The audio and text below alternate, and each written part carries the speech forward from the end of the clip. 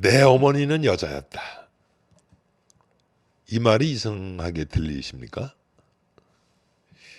한 사건 하나 소개를 해드리겠습니다. 한 50년 전쯤 미국에서 있었던 일입니다. 1973년 미국 대법원 판결 중에 로와 웨이드 판결이라는 것이 있었습니다. 내용은 다른 게 아니라 임신 중절하게 될 때, 그러니까 이 뱃속에 있는 태아를 소위 포기하는 그런 것이었을 때 소위 산모의 선택권을 처음으로 인정한 판결이었습니다. 거꾸로 얘기하면 어머니 입장에서 뱃속에 있는 아이조차도 어머니한테는 권한이 없었다는 얘기를 말해줍니다.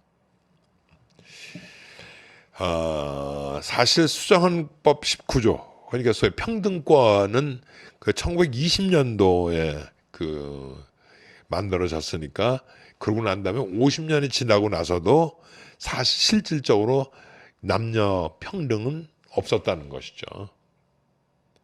그냥 일종의 그때까지도 여전히 여성은 그 남자의 소유물이었었던 것 같습니다. 아까 말씀드린 그 수정헌법 19조는 여성의 참정권이 연방법으로 통과된 시기를 얘기하는 것이고, 또 이어서 1975년에 유엔에서는 세계 여성의 해를 지정하면서 소위 멕시코에서 평등 발전 평화를 주제로 해서 세계 여성 대회를 치르게 됩니다. 이때가 이제 그 흔히 우리가 얘기하는 페미니즘이 세계에 확산하는 중요한 역할을 하게 되는데, 말씀드렸듯이 바로 그때 그 분위기 속에 소위 임신 중절에 태아 포기하는 것에 대한 엄마의 결정, 선택이 중요하게 그 판결이 된다는 거죠.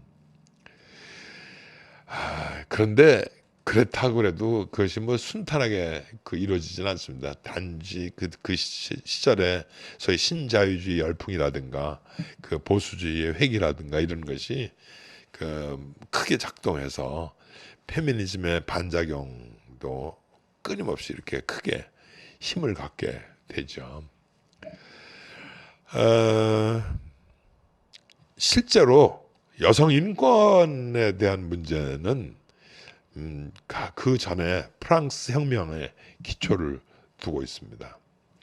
1791년에 처음으로 이제 소위 시민 권리 선언이라는 것이 있게 되는데, 그것이 그 권리 선언의 내용을 모두 소위 여성 명사화 하는 것으로 흔히 보통 사람들이 어떻게 표현하면 여성 시민 권리 선언이라고 그렇게 알고 있도록 되어 있습니다. 그때 이제 사용된 유명한 말 중에 하나가, 여성이 단두대에 오를 권리가 있다면 연단에 오를 권리도 있다, 이런 말. 정말 오랜 세월 과부장 전통과 함께 또 이제 1차 대전, 2차 대전 그런 세계대전을 치르면서 남자들의 역할이 굉장히 커졌죠. 우선 전쟁을 치러야 되니까 대부분 남자들이 많이 세상을 떠날 수밖에 없었죠. 그러니까 그러면서도 끊임없이 전쟁은 계속되니까 필요한 건, 아주 죄송합니다 이런 표현을 써서, 수컷이 중요했습니다. 그래서 모든 시스템이 그렇게 남자 중심으로밖에 돌아갈 수밖에 없었다는 것이죠.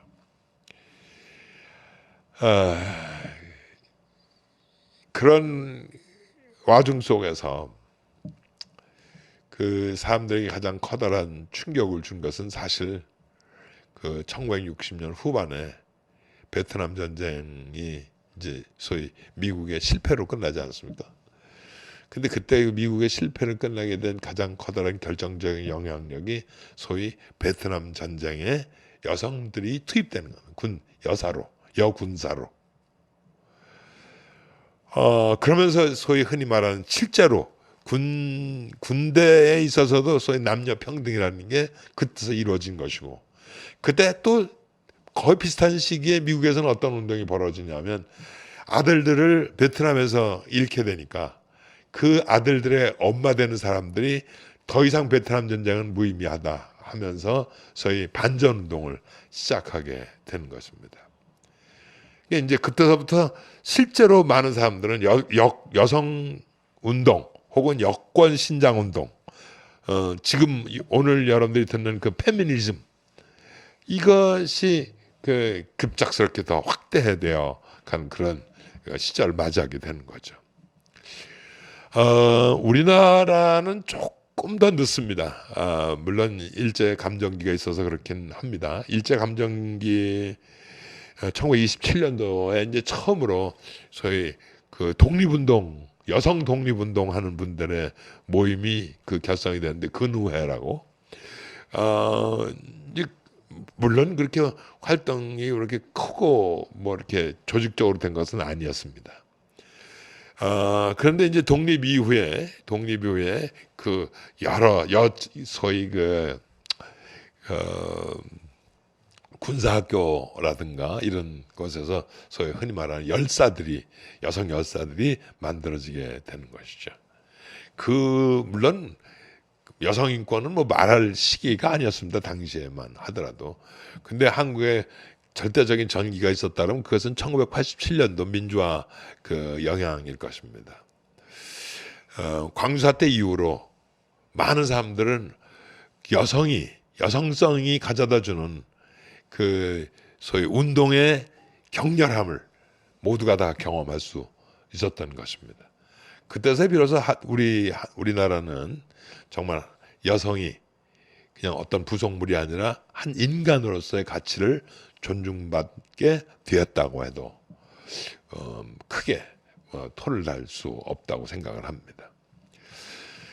말씀드린 것처럼 사실 페미니즘 혹은 페미니스트 이 단어는 그렇게 부정적인 시각을 가질 이유가 없습니다.